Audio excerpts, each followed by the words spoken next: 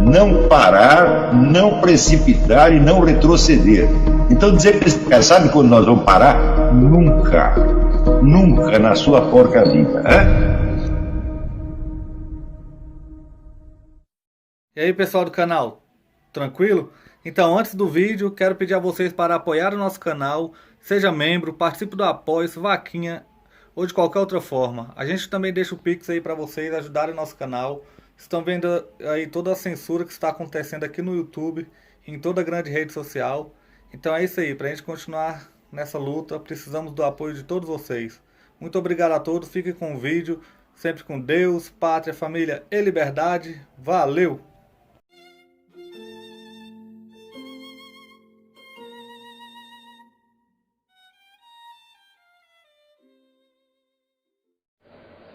Nós temos que entender que os grandes livros frequentemente não são grandes. Por exemplo, O Príncipe do Maquiavel é um grande livro porque, historicamente, teve uma importância. Mas eu, depois de estudar, eu acho que aquilo é um besterol do começo ao fim. Aquilo não faz o menor sentido. E quando você lê os outros livros do Maquiavel, bom, leia meu livreto sobre Maquiavel, você vai ver. O Maquiavel é uma confusão demoníaca mesmo. E do que eu posso aprender com uma confusão demoníaca? Bom, a primeira coisa que eu aprendo é que eu não devo estar lá. Então, se eu quero entender o que é a política, eu falo, não devo perguntar para o Maquiavel. Porque ele mesmo diz que ele está mentindo o tempo todo. Eu digo, bom, então, a coisa em si já é confusa. Agora eu vou perguntar a coisa para um professor que está mentindo, enganando, trapaceando. Eu vou ficar mais confuso ainda, né? Então, e, vamos dizer, a influência maligna que Maquiavel tem na cabeça das pessoas é uma coisa terrível, porque ele cria milhões de falsos espertos. Trouxas que confundem a malícia com a esperteza. Então,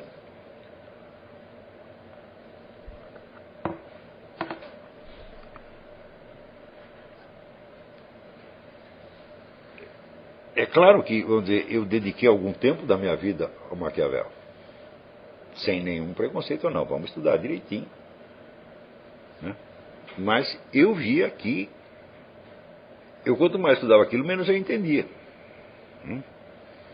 Daí eu falei, bom, então vamos ver se alguém me explica como é que o Maquiavel está dizendo. Daí eu comecei a colecionar os intérpretes de Maquiavel. Eu vi que eles também não se entendiam uns aos outros. E daí saiu esse livreto. Que é a confissão de que, olha, eu não entendo Maquiavel, mas os outros também não entendem e o próprio Maquiavel também não entende. Então eu não tenho por que ficar complexado. Então,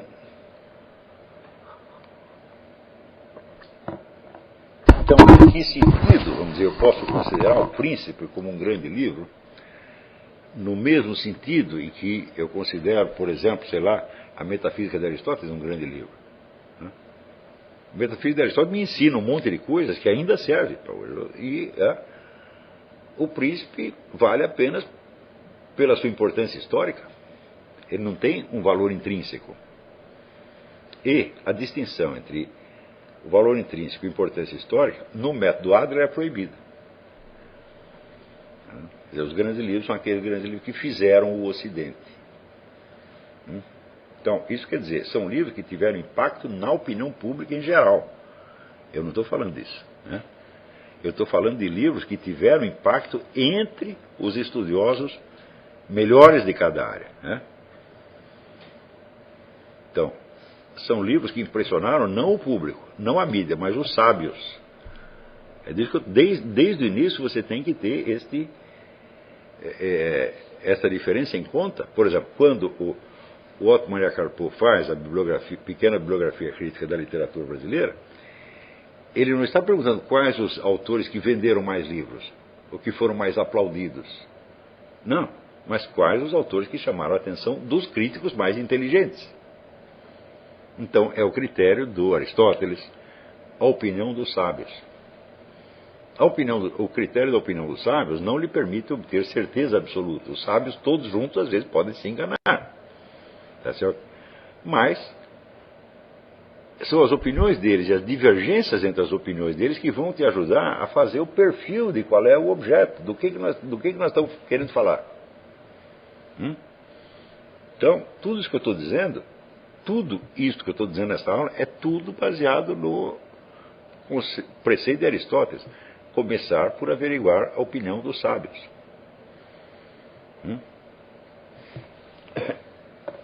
Então, quando se trata de um objeto fisicamente acessível, claro, a opinião dos sábios continua válida, mas o testemunho dos seus sentidos é mais importante.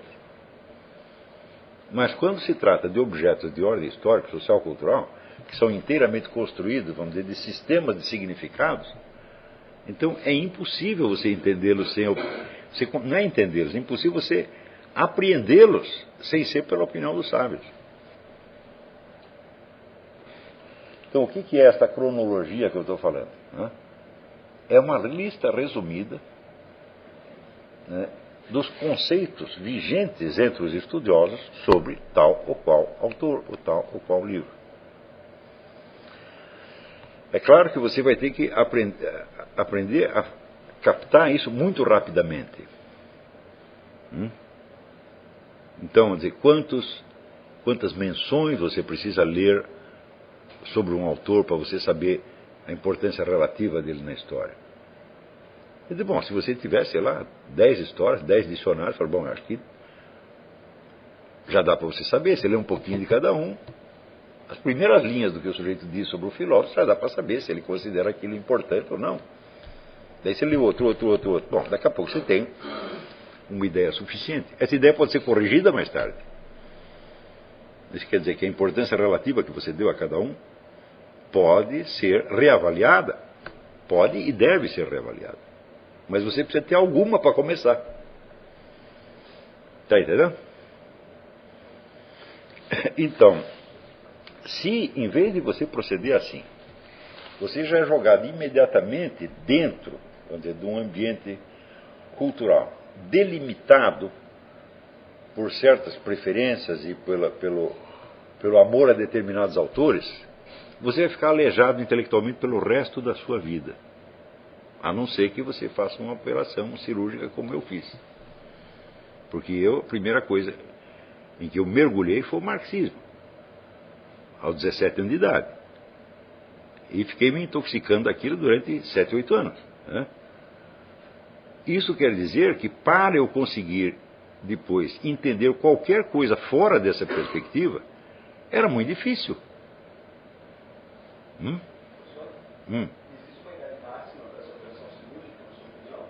Não, qualquer momento. Pode fazer em qualquer momento. Isso quer dizer, mas de qualquer modo, eu tive a sorte de não entrar no marxismo exclusivamente. Eu tinha outros interesses ao mesmo tempo. Né? Por exemplo, interesse em psicologia. Né? E interesse na literatura mesmo. Então, tinha uma certa abertura. Mas, se você é submetido, vamos dizer, a um regime muito coerente durante alguns anos, depois você não consegue sair daquilo. Você não consegue imaginar outra coisa. Então, por exemplo, estava falando dessa antologia sobre a contracultura. Então você vê que é uma intelectualidade universitária e jornalística, todinha marcada pelas leituras dos autores que faziam a cabeça da esquerda nos anos 60. São muitos autores, leva muitos anos para você ler isso. Né? E quando você absorve isso, você é para aquele meio, você é um sujeito cultíssimo. Então, ali você tem certos problemas que são tratados de certas maneiras, você tem certos pontos de concordância e divergência, e a sua mente está formada pelo debate interno da esquerda cultural.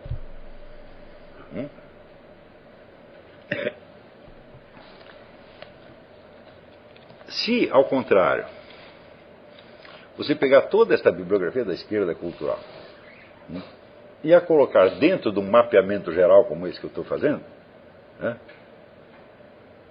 você não vai mergulhar de cabeça em nenhum ambiente cultural delimitado. Você tem a amplitude toda do leque de escolha. Está entendendo? Que no meu caso eu tive que fazer retroativamente. Está entendendo? Mas vocês não vão precisar. E isso se refere, vamos supor, se você entrasse, sei lá, não no marxismo, mas no ambiente aristotélico tomista, eu digo que seria a mesma coisa. Né? Você ia ficar aleijado do mesmo jeito, não tão gravemente, mas ia ficar. Né?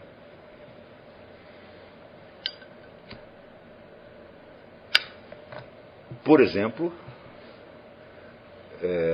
eu digo, imagina um sujeito que ficou treinando dentro do ambiente tomista anos a fio, de repente você entrega a bibliografia da filosofia islâmica para ele, que é monstruosa. Né? Ele não vai entender do que eles estão falando. Porque ele já vai olhar aquilo primeiro, ele já entra com um pouco de medo, fala, não, esses caras vão me enganar, eles são uns hereges, tem que tomar, né? Usar um pouco de água benta para entrar aí, você já entra com medo. Então, quer dizer, você vai perder a elasticidade da coisa. Então, também, vamos dizer, é preciso você fazer uma distinção muito clara entre o que é o domínio da sua fé religiosa e o domínio dos seus estudos. Né? Então, é claro que, vamos dizer, a igreja e as autoridades eclesiásticas incumbidas do ensino, elas sempre tinham, né, o cuidado de não vamos selecionar as leituras dos jovens para que eles não se corrompam, etc, etc. Eu digo, bom, mas para você selecionar a leitura dos jovens, você precisa ter lido aquilo que você vai proibi-los de ler. É isso? Ou seja, você se considera qualificado para ler aquilo que os outros, no seu entender, não estão qualificados para ler. Bom, é uma atividade até piedosa, mas hoje em dia, quem na igreja tem qualificação para fazer isso?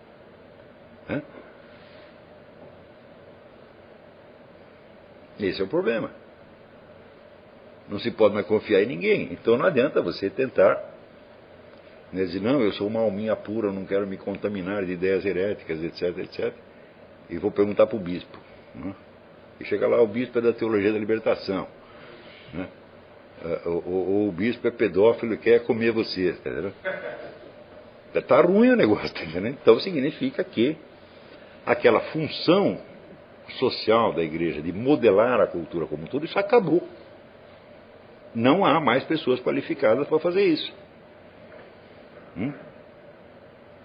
Então é o seguinte, nós, literalmente, desse ponto de vista, você não tem mais a proteção da igreja. Mas é a proteção no aspecto social e cultural. Espiritualmente você continua tendo do mesmo jeito. Né? Então o que você tem que fazer?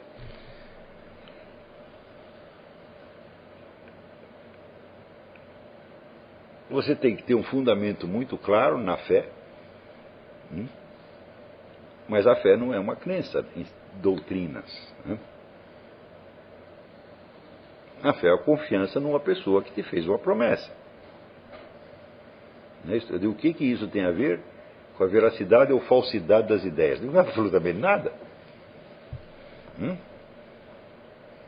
Se você pegar todo o credo católico, você vai ver que, com base naquilo, não dá para você julgar nenhuma ideia, a não ser que a ideia se refira precisamente àquilo.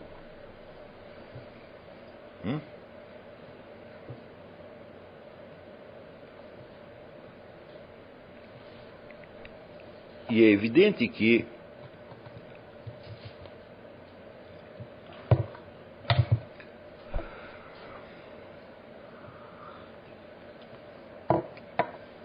numa situação, vamos dizer, de caos doutrinal que a gente tem, pelo menos desde a década de 60, não adianta você esperar que a igreja se oriente, porque ela precisa começar a se orientar a si mesma primeiro.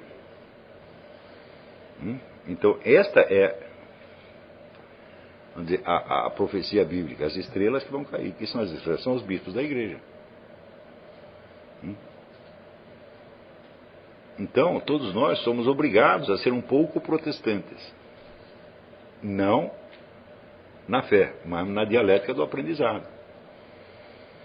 Eu não considero que a minha consciência pessoal esteja capacitada para julgar tudo sem o auxílio de Deus. Às vezes não considero de jeito nenhum. E, portanto, também não considero sem o auxílio da igreja. Também não considero. Tá certo? Mas considero que na situação real, eu sou colocado na circunstância de ter de me orientar pela minha consciência individual, porque ninguém está me orientando em nada. Então, não é que eu quero a independência da minha consciência individual, não, é que me soltaram aqui no deserto, não tenho para quem perguntar, o que eu vou fazer?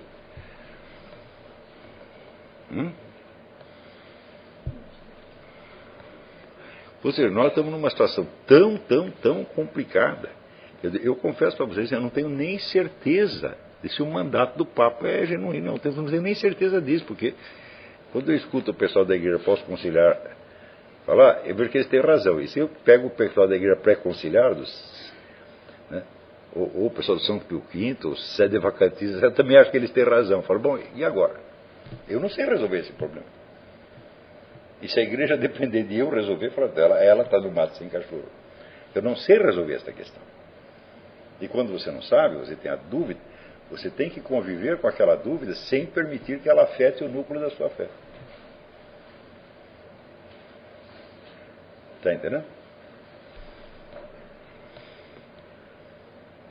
Não é tão difícil fazer isso. Aliás, essa é uma tensão altamente benéfica, criadora. Tá certo? Ela é fértil. Você tem que viver nessa tensão. A mente humana, ela tem essa característica, ela só funciona por contradição. Um negócio que é inteiramente lógico do começo até o fim, só Deus.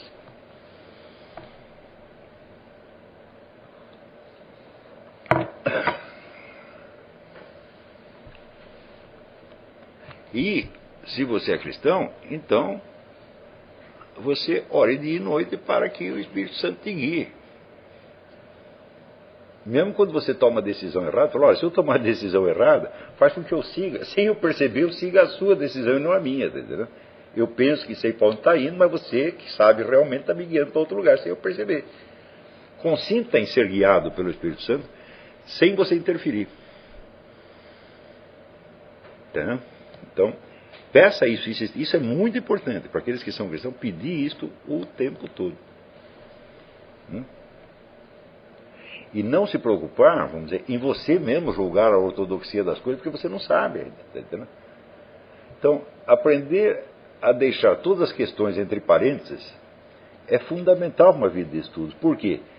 Esta primeira etapa que eu estou falando, que é de fato o mapeamento da sua ignorância, é só uma coleção de dúvidas. É uma coleção de problemas e dúvidas. Veja, Aristóteles escreveu um livro inteiro que se chama Problemas ou Questões. E são milhares de questões que ele não tinha resposta. Dê uma olhada nesse livro, vocês vão ver que coisa assombrosa. Aquilo é um mapa da ignorância de Aristóteles, meu Deus do céu. E se ele não tivesse todas essas dúvidas, ele não teria conseguido responder algumas delas. Quer dizer, saber quais são os problemas, saber quais são as dúvidas, saber quais são as questões, é o primeiro passo. Porque, vamos dizer, nós podemos ter acesso a uma certeza absoluta, mas só sobre muito pouca coisa. Né? O resto, onde é um mar de dúvidas e é o drama humano. São milhões de pessoas, né, fazendo perguntas, lutando com sua própria ignorância, tentando encontrar a verdade, falhando 1000 vezes.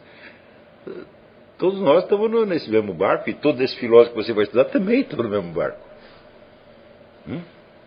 Então, não há problema algum em você ter uma bela coleção de dúvidas. Ao contrário, isso é o começo da sua educação. Por exemplo, se você vai começar um curso e o professor honestamente explica todo o programa do curso. Nós vamos fazer isso, depois isso, depois isso, depois isso, depois isso, depois isso. Bom, nós vamos fazer, mas não fizemos ainda. Eu estou dizendo o que eu vou lhes ensinar, mas não ensinei ainda. Então o que é isso? É um mapa da ignorância. Está entendendo? Quando você entra numa universidade, você deveria saber toda a estrutura dela, porque a estrutura de uma universidade é também um mapa da ignorância. Está entendendo? Com alguns elementos de nesciência, quer dizer, coisas que estão ali, e tem gente que sabe, mas que você não vai saber nunca. Por exemplo, aqui como vou curar um porco-espinho com AIDS. Deve ter alguém que está lá estudando isso e sabe esse negócio, mas eu não vou saber nunca. Tá entendendo? Isso é nesciência, quer dizer, eu não sei, não preciso saber. Não é da minha obrigação saber. Então, o mapa da nesciência é infinito. O da ignorância não é infinito. Ele é só ilimitado.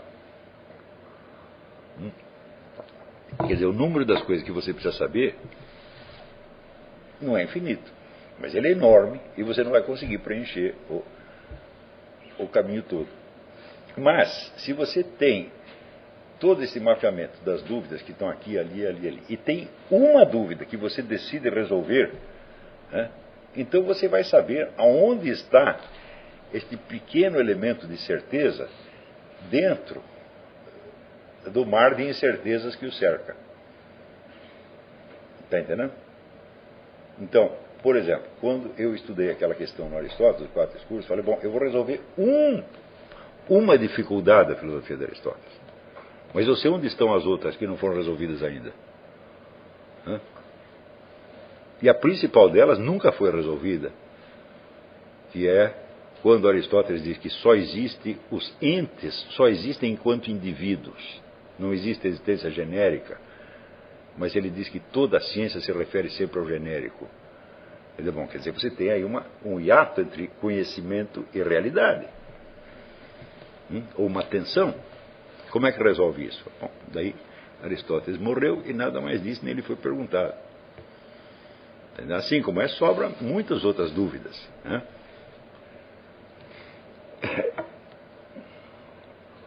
Professor, e o discípulo de Aristóteles, Teofrasto, não deu continuidade? Não, Teofrasto não tinha 1% do talento necessário para isso. Aristóteles não deu muita sorte com seus sucessores, não. Platão ainda deu. Quer dizer, Aristóteles encontra bons sucessores 1000 anos depois. No mundo islâmico e cristão. 1000 anos não. 1400 anos depois. Né?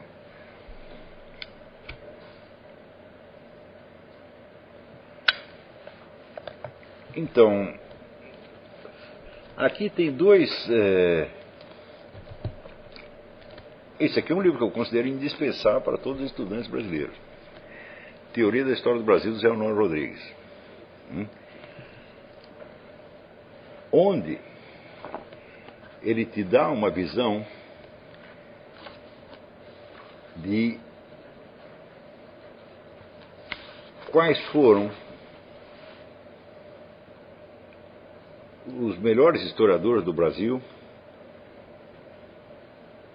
e de quais são os conceitos básicos, quer dizer, da ciência histórica, conceitos e métodos básicos da ciência histórica.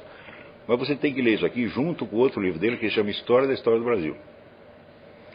E com um terceiro livro que se chama Vida e História, onde ele escreve um pequeno ensaio sobre cada um dos grandes historiadores que ele admira, como Mommsen, Ranke, Fustel e Coulanges, etc, etc.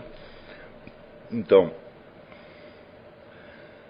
o mapeamento da ciência histórica, para mim, começou com este livro do José Honório Rodrigues, Vida e História.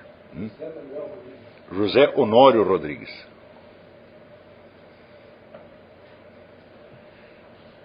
E quando eu li Vida e História, eu era muito novo ainda.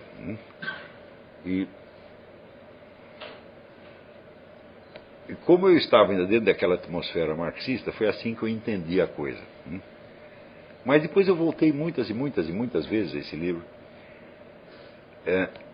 E ele me abriu para esta questão. Qual é a história da ciência histórica? Porque o sujeito aprende a escrever a ciência histórica lendo livros de história. E, evidentemente, achando que os seus antecessores podem ter falhado nisso naquele ponto, precisa complementar isso ou aquilo. Tá certo? Então, eu falei, ora, mas é uma ingenuidade você ler livros de história sem você saber onde eles estão dentro da história da própria disciplina histórica. Ou seja, quais são as diferentes chaves interpretativas que ele está usando, qual é a diferença de método, etc, etc. Senão, o que acontece? A narrativa que o sujeito está me apresentando, ela desfila diante de mim como se ela fosse a própria realidade. Quando, é claro, há elementos de realidade nela, mas filtrados por uma inteligência particular, que não é a inteligência divina. Então, qual é a forma dessa inteligência? Qual é o horizonte de consciência desse sujeito? Quer dizer, o horizonte de consciência é onde delimita a diferença entre o que ele está enxergando e o que ele não está enxergando. Então, existem inúmeros livros sobre a história da ciência histórica. Um muito bom é de um autor chamado G.P. Gooch, G-O-O-C-H, sobre os principais historiadores do século XIX. Livro especialmente importante porque é no século XIX que se constitui a ciência histórica. Então, se você não pega, vamos dizer, o significado da emergência da ciência histórica dentro do contexto da cultura do século XIX, você não vai entender nunca nada da história.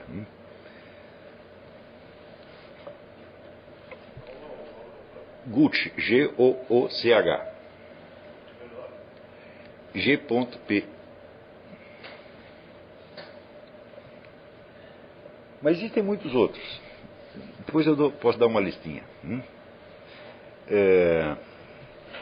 Aqui tem 2 livros interessantíssimos, também desse mesmo tipo, que é um grande sociólogo, que foi Pitirim Sorokin, um sociólogo russo que viveu nos Estados Unidos, e que ele tinha um interesse enorme na sociologia dos outros. Que coisa incrível. Quer dizer, ele, claro, ele tinha lá o seu próprio sistema e tal, mas ele lia tudo o que se publicava, né, na sociologia, e tinha um interesse enorme e, vamos dizer, um amor pelas obras dos outros sociólogos que ele gostava de explicar. Então aqui tem 2 livros, Filosofias Sociais de uma Era de Crise. Então, ele colecionou livros importantes que se caracterizavam por tentar criar uma filosofia da história